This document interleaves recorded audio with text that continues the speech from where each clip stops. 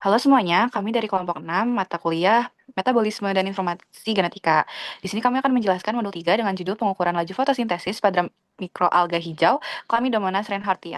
Anggota kelompok kami terdiri dari 6 orang, yakni saya sendiri, Almira, Syaliha Rukmana, lalu ada Karina Tiffany, Gibran Ramadan, Seliana Kusuma, Salma Nadia Puspa, dan Bulan Bunga Bunda. Untuk pendahuluannya, saya akan menjelaskan apa itu mikroalga Chlamydomonas reinhardtii. Chlamydomonas reinhardtii ini merupakan mikroalga hijau uniseluler, lalu sering digunakan sebagai organisme model untuk riset fotosintesis atau flagela atau silia. Dari riset-riset yang baru-baru ini dirilis, mikroalga ini memiliki potensi sebagai biofuels. Adapun kemampuan produksi hidrogen yang lebih tinggi dibandingkan dengan mikroalga lain yang menyebabkan mikroalga ini digunakan sebagai organisme model. Lalu selanjutnya, fotosintesis merupakan suatu proses biokimia di organisme terutama tumbuhan. Tujuan dari fotosintesis ini untuk mengkonversi energi cahaya menjadi energi kimia. Dari energi kimia yang dihasilkan akan digunakan untuk sintesis senyawa-senyawa organik yang dibutuhkan oleh tumbuhan. Proses ini bisa dibagi menjadi dua siklus utama, yakni reaksi terang dan siklus Calvin. Untuk reaksi bersihnya dapat dilihat pada slide yang tertera, yakni 6 karbon dioksida ditambah 6 air dan cahaya sebagai prekursornya, dan dua produk yakni glukosa dan oksigen. Reaksi terang sendiri di sini reaksi yang mengkonversi cahaya menjadi ATP. Ini dilakukan melalui fotosistem dan rantai transfer elektron. Nah, ATP yang dihasilkan dari reaksi terang ini akan digunakan pada siklus Kelvin. Nah, dari reaksi terang ini juga kita akan memiliki oksigen sebagai produk sampingnya. Untuk siklus Kelvin sendiri, dia akan melibatkan karbon dioksida yang diikat ke karbohidrat.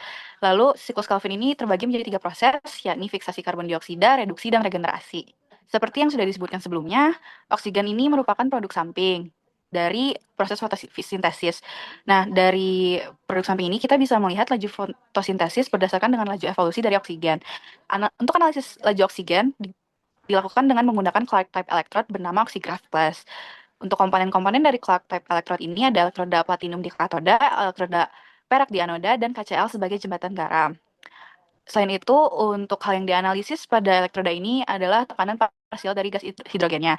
Dapat dilihat pada gambar yang ada di samping ini untuk mekanisme secara umum dari elektroda Clark type. Adapun tujuan percobaan dari praktikum modul ketiga ini, yakni mengukur evolusi oksigen pada mikroalga hijau dengan variasi intensitas cahaya dan konsentrasi natrium bikarbonat, lalu menentukan konsentrasi klorofil dengan mengukur absorbansi pada panjang gelombang tertentu. Oke, selanjutnya ke bagian cara kerja. Kurang lebih ada 5 garis besar dalam cara kerja pembuatan modul ini gitu. Ada pembuatan larutan CI, NaHCO3, kemudian pengukuran klorofil total, kemudian pengukuran laju fotosintesis, kemudian ada pengamatan variasi intensitas cahaya, dan pengamatan variasi konsentrasi konsentrasi CI. 2.1 pembuatan larutan CI NaHCO3. Di sini larutan stok NaHCO3 1 molar dibuat menjadi larutan NaHCO3 50 milimolar dengan volume 1 mililiter. Yang artinya kurang lebih dipipet sebanyak 20 mikroliter. Kemudian hasil pipet ini dimasukkan ke dalam tabung dan ditutup dengan rapat. Boleh lagi next. Oke, kemudian ada pengukuran klorofil total. 1 mililiter sel Chlamydomonas dipipet, kemudian disentrifugasi 12.000 rpm, kemudian supernatannya dibuang, dan kemudian ditambahkan 1 mililiter etanol 99%, kemudian di vortex agar tercampur, dan hasil dari itu dipastikan peletnya berwarna putih dan larutan etanol berwarna hijau.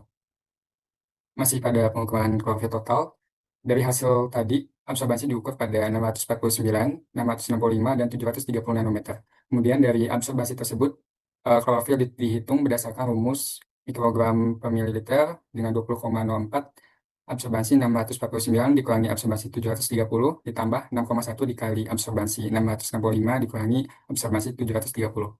Kemudian didapatkan total 160 mikrogram klorofil melalui sentrifugasi 2000 rpm selama 15 menit. Kemudian dari 160 mikrogram klorofil, larutan pelet dalam 1 ml buffer, buffer dipipet ke dalam mikrogram klorofil tersebut, buffer tris HCl 25 milimolar pH 7,3. Next. Kemudian ada pengukuran laju fotosintesis. Alat oksigraf dikalibrasi terlebih dahulu, kemudian dimasukkan 1000 mikroliter sel ditambah 1000 mikroliter buffer ke chamber. Tutup chamber, nyalakan stirrer dan lampu, kemudian biarkan fotosintesis, konsumsi CI, tunggu hingga laju O2 konstan. Kemudian hasil tersebut diamati. Ada kondisi khusus di mana jika O2 berlebih, chamber dibuka dan alirkan N2, tutup kembali dan tunggu laju konstan kembali. Pada percobaan ini diamati dua variabel bebas. Yang pertama itu adalah intensitas cahaya.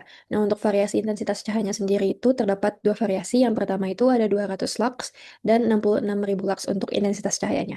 Nah, selama pengamatan ini, konsentrasi natrium bikarbonat atau yang nantinya setara dengan konsentrasi karbon dioksida itu dibuat tetap, yaitu sebesar 50 milimolar dengan volume 2 mikroliter. Nah, untuk variabel bebas yang kedua itu adalah konsentrasi karbon dioksida yang direpresentasikan dengan konsentrasi natrium bikarbonat. Nah, dalam variasi pengamatan ini, intensitas cahaya yang diukur itu tetap yaitu sebesar 66.000 lux. Untuk variasi konsentrasi natrium bikarbonat itu dilakukan tiga variasi berbeda. Yang pertama, dengan konsentrasi sebesar 10 milimolar, kemudian 50 milimolar A dan 50 milimolar B. Nah, perbedaan antara 50 milimolar ini, untuk yang A itu larutan natrium bikarbonatnya dibuat oleh kelompok 6, sementara untuk yang B itu natrium bikarbonatnya atau larutan natrium bikarbonatnya itu dibuat oleh kelompok 4. Jadi meskipun konsentrasinya sama, namun pembuat larutannya berbeda. Ketiga merupakan hasil dan pembahasan. Dari data percobaan ini didapatkan data absorbensi pada sampel mikroalga. Pada panjang gelombang 649 nanometer didapatkan absorbensi sebesar 0,702. Sedangkan untuk panjang gelombang 665 nanometer didapatkan absorbensi sebesar 1,122. Dan yang terakhir, untuk panjang gelombang 732 nanometer didapatkan absorbensi sebesar 0,15. Dari data absorbensi ini akan didapatkan konsentrasi klorofil dengan cara yang sudah dibacakan sebelumnya, sehingga konsentrasi klorofil didapatkan sebesar 16,99 mikrogram per mili. Dari cara kerja yang sudah dijabarkan sebelumnya, diperlukan sampel sebesar 160 mikrogram klorofil.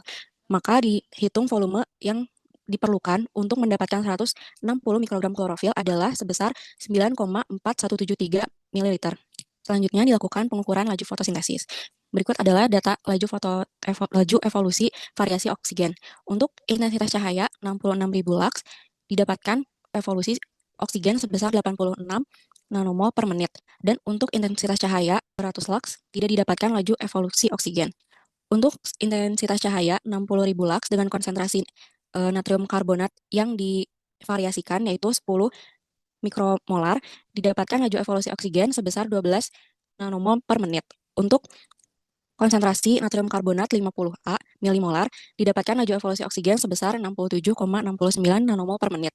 Dan untuk konsentrasi natrium karbonat 50B mikromolar didapatkan laju evolusi oksigen sebesar 60,09.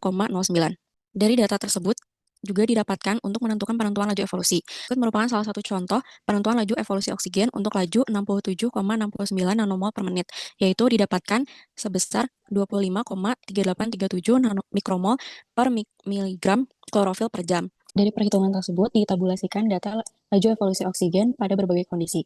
Untuk perlakuan variasi intensitas cahaya, pada 200 lux didapatkan laju evolusi oksigen sebesar 0.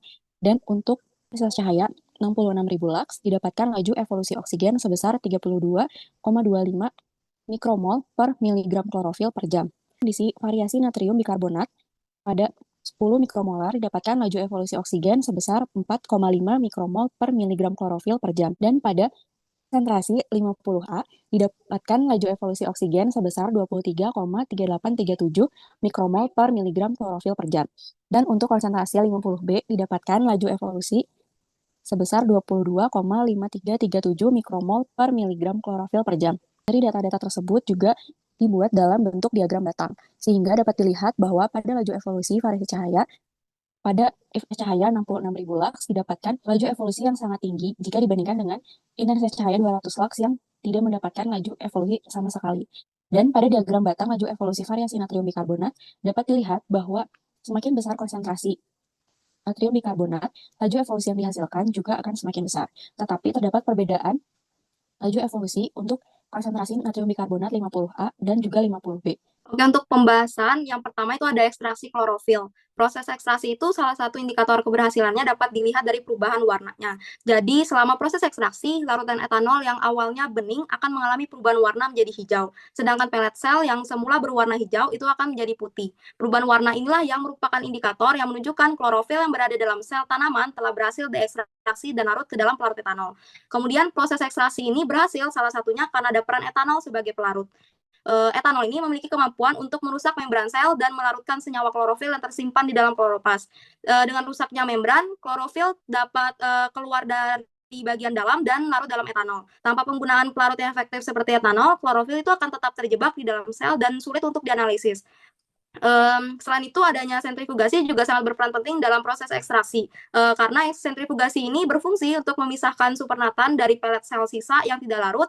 Kemudian tanpa proses ini, sisa-sisa sel yang masih mengandung partikel padat dapat mengganggu pembacaan konsentrasi klorofil saat diukur dengan spektrofotometer. Jadi, dengan sentrifugasi dapat dipastikan bahwa hanya klorofil terlarut dalam etanol yang dianalisis. Selanjutnya, keberhasilan ekstraksi ini tuh dapat divalidasi dengan menggunakan spektrofotometer yang ditunjukkan dengan konsentrasi klorofil. Dari data yang diperoleh, diketahui bahwa konsentrasi klorofil dalam larutan itu mencapai 16,99 mikrogram per mililiter dengan volume sel sebesar 9,41 mili. Sebenarnya itu tidak ada acuan nilai keberhasilan ekstraksi. Namun jika dilihat dari data keseluruhan kelas, nilai ini tuh tidak jauh berbeda dengan nilai dari kelompok lain, sehingga dapat disimpulkan bahwa ekstraksi klorofil ini berhasil dilakukan. Oke, selanjutnya ada pembahasan mengenai laju evolusi oksigen. Seperti yang disebutkan sebelumnya, terdapat dua macam variasi, yaitu pada intensitas cahaya dan juga konsentrasi natrium bikarbonatnya. Nah, berdasarkan data yang diperoleh, pada variasi intensitas cahaya ini hanya teramati laju evolusi oksigen pada intensitas cahaya yang tinggi. Jadi, apabila ingin terjadi proses fotosintesis atau diproduksinya oksigen, diperlukan intensitas yang tinggi, intensitas cahaya yang tinggi. Hal ini dikarenakan cahaya menjadi sumber energi yang dapat diserap oleh klorofil untuk mengeksitasikan elektronnya. Nah, elektron yang tereksitasi ini akan dilepaskan dan juga dialirkan melalui aliran transport elektron. Nah, karena klorofil ini kekurangan elektron, maka diperlukan elektron pengganti, yang mana elektron penggantinya ini merupakan elektron dari molekul air, sehingga molekul air akan teroksidasi menjadi oksigen. Hal ini juga yang menyebabkan mengapa dengan tingginya intensitas cahaya, maka akan meningkat juga laju evolusi oksigennya. Kemudian, pada variasi konsentrasi natrium bikarbonat, pada data sebelumnya juga dapat dilihat bahwa semakin tinggi konsentrasinya, maka laju evolusi oksigennya juga meningkat. Hal ini dikarenakan natrium bikarbonat itu dalam air akan menghasilkan karbon dioksida, yang mana spesies ini merupakan sumber karbon bagi reaksi asimilasi karbon atau siklus Calvin. Nah, di siklus ini, karbon dioksida akan digabungkan dengan RuBP atau ribulos 1,5 bisfosfat yang nantinya akan menghasilkan karbohidrat dan juga digunakan untuk regenerasi si RuBP ini sendiri.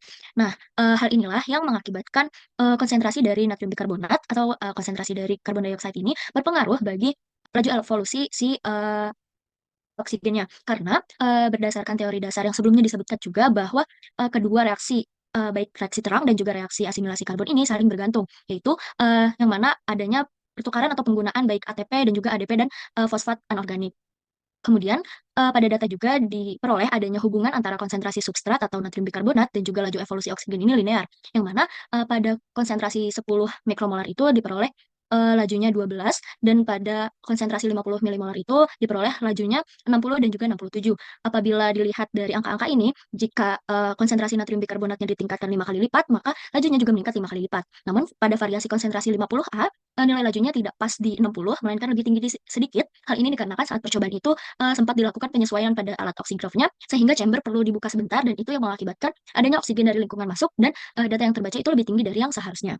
Nah, hal ini juga menunjukkan bahwa perbedaan konsentrasi dari substrat atau si natrium bikarbonat ini berpengaruh pada lajunya evolusi oksigen. Dengan begitu, kedua faktor baik intensitas cahaya dan konsentrasi substrat itu berpengaruh pada fotosintesis dan reaksi terang dan juga reaksi asimilasi karbon saling bergantung, yang berarti tidak bisa hanya terjadi salah satunya saja.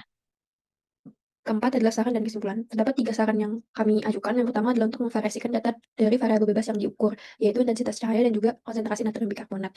Hal tersebut untuk menambah akurasi pengamatan korelasi antara variabel bebas dan laju fotosintesis. Nah, variasi yang dilakukan juga dapat ditambahkan variasi tanpa pelakuan sebagai kontrol negatif.